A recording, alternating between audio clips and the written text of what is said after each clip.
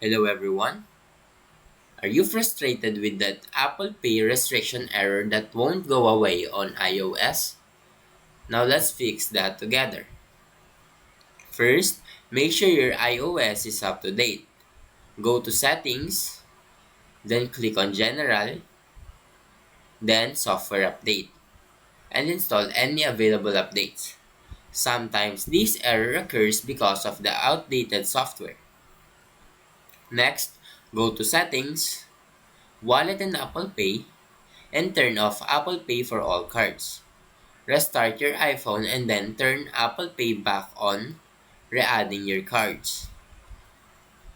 After that, out of your Apple ID by going to Settings, tapping your name at the top, and scrolling down to sign out. After restarting your phone, sign back in and try using Apple Pay again.